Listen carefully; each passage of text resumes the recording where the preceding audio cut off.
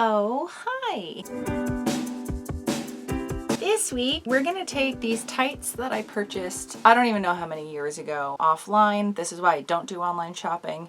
It did say one size fits all, which is the biggest of red flags with anything, unless we're talking like a handbag or something that doesn't actually go on your body. But they're super cute, and they have these cat faces in the front and these little tails in the back, and I can't even get them halfway up my thighs, let alone all the way up over my butt. It's both that the band at the top is not wide enough for me, and also that these are not long enough for my long legs. I know there's a lot of leeway with nylon, but damn, y'all. There's no way I was fitting even 3/4 of my bottom half into these things. And that's not my body being the problem. That is an erroneously sized item that I naively purchased and thought I could work with, not being made to fit me. So there was this Annika Victoria video that came out a few years back where she had been given a bunch of tights from like some kind of factory or something, and she wanted to figure out how to upcycle them, and she turned a bunch of them into knee-high or thigh-high socks. And I loved this idea, but was honestly terrified to work on nylon, like this thin sheer material, and also I wasn't sure how the elastic was gonna look. The fear of new things once again kept me from making this project. In addition to my fear of the unknown with this, a problem I have with store-bought knee socks and thigh-high socks is that they don't stay up because I move around, and like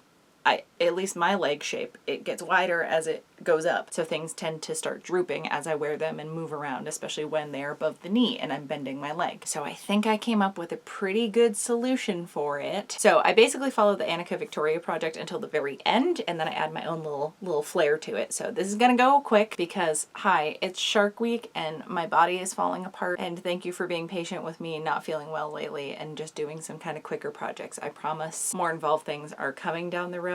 I just haven't had the spoons to do them. Also, this has just been sitting in my pile of quick projects that needs to get done, and it hasn't been doing me any good sitting in that pile. So it's done now, and it will be doing me good from now on. Can you tell how not awake I am right now? Oh boy. So here's what you need. I have my little cat tights, some scissors, some 1/2-inch elastic. I didn't want to go too wide, but I wanted there to be like some girth to the elastic, so 1/2-inch seemed like the move. And then matching thread and a sewing machine. I didn't even use pins, but feel free to use pins and like quarter things if needed. Because these couldn't even go all the way up my thighs, I knew if I cut the tights where the kind of meshy part of the crotch ended. Most tights that I have, there's like a different texture on the inside of the thigh, I assume because that's where my legs tend to touch. There's a little extra reinforcement there. So I cut right below that just to keep everything the same texture all the way along the socks. But you pick whatever height you want. And then when I cut one leg, I put it on top of the other side so that I had them the even length. Then I tried it on to see where on my thigh it was gonna end. And I grabbed some of the 1/2-inch elastic and wrapped it around that part of my thigh and pulled on it to a point it was, you know, tight but not gonna cut off circulation to my leg. I wanted it to hold but not be uncomfortable. Then I cut that elastic at length, and then because I happen to have 2 legs, I did cut a second piece at the same length. Then I stitched the short ends together to make a little loop,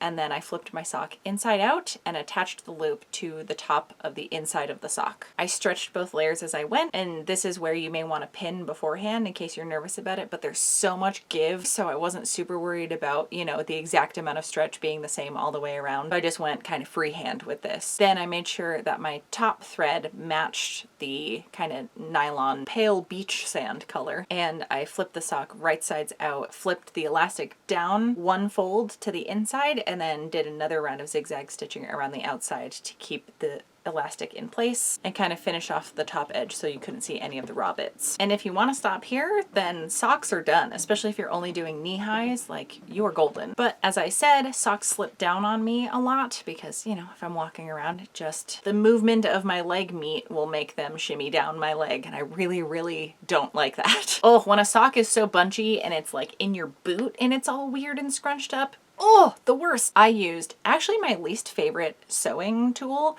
The second I see someone pull out a hot glue gun when they're doing a sewing tutorial, makes me want to die. It has its time and place, but I so rarely use my hot glue gun because when someone's trying to like hem a shirt and they just hot glue it up, I mean, whatever gets the project done, I guess, but I generally can't abide by it for myself. I, however, needed the exact texture of hot glue dolloped across the inside. Now I made a point to not make these piles too thick or anything, and I did actually mush some of the little streaks down. As you can see, I also took a book and stretched the tights along it. I didn't need it to be at full stretch, but I also wasn't going to do this on my leg, and I didn't want it to be completely unstretched, so this seemed like a good middle ground. And yeah, I made a point to not do a continuous thing, just so if there was extra stretching, the glue wasn't like shredding apart. Doing it in little sections seemed to be the best bet for me. And yeah, I just made sure the actual beads I was putting on weren't super tall, so it wasn't like digging into my legs. And wouldn't you know it, it seemed to work out. So I tried the tights on and I was moving around, and I wore them for a good 15 minutes earlier, and there wasn't even much indentation in my leg from the glue happening, and I'm just really pleased with how this came out. For genuinely not knowing how this was gonna go, and for how much I love these tights and haven't been able to wear them, I am in heaven with these little kitty socks, and especially it being spooky season seemed wildly appropriate. Okay, I hope this was helpful. As I said, super quick. And as always, I want to give a huge thanks to everyone over on my Patreon. It's only because of y'all that I'm able to take the time to work on projects like this, and hopefully we all get to learn a little something. But I'm off to get my flu shot, so I will see you all back here with another video next Friday. Thank you so much for hanging out. Oh, I don't even want to think about it.